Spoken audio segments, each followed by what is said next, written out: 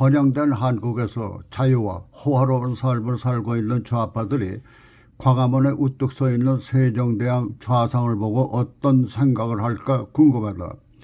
오래전 한글을 창제해서 중국의 문자 속국을 벗어나 편하게 쓰면서 오늘의 번영된 독립국의 기틀을 마련했다고 생각할까? 아니면 그들이 숭배하는 산봉우리보다 높은 중국의 속국이 되지 못한 것을 후회할까이다.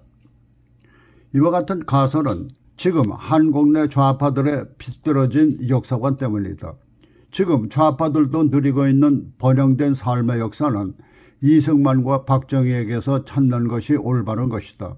우선 해방 후 이승만 정권의 과감한 반공과 한미동맹을 이끌어낸 정책은 해방 후 혼란스러웠던 사회 속에서 자유민주주의 정부를 위협했던 친북 세력을 척결하고 한국전 당시에는 북한의 침공을 막아내면서 박정희 정권 때는 최빈국을 벗어나 부유한 국가의 기틀을 마련하며 지금 북한 인민들처럼 억압과 금주림을 벗어나 오늘의 번영을 이룩했기 때문이다. 이와 같은 역사적 사실은 해외에서도 객관적으로 인정하고 있는 역사다. 그러나 한국의 좌파 집단들은 이와 같은 객관적인 역사를 외면하는 것도 모자라 악의적인 해석을 통해 좌파 집단은 물론 후세대들에게까지 비뚤어진 역사를 주입시키기에 혈안이 되어 있기 때문이다.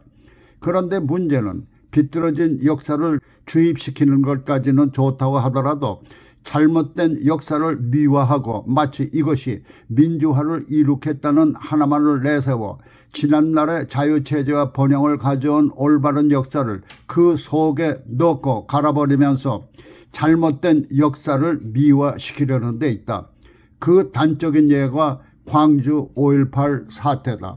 당시 전두환 군부 정권에 대한 항거로 이것이 민주화를 위한 투쟁이었다고 하지만 솔직히 전두환 정권이 북한 같은 국민들 체제를 통제와 빈곤 속에 빠뜨린 것도 아니고 지난날 이룩한 번영을 지켜나간 것이다. 그러나 좌파 집단은 5.18을 혁명으로 명명하며 떠받들면서 그동안 국가를 북한으로부터 지켜내고 번영을 가져온 역사적 인물에 대해서는 어떤 모욕과 지탄을 쏟아내더라도 박수갈채를 보내는 대신 그들이 유일하게 민주화 거사로 떠받드는 5.18에 대해서는 모욕에 대한 처벌 규정을 만들어 5.18에 대한 정당한 비판까지도 처벌할 수 있도록 하며 옹호한다는 것이다.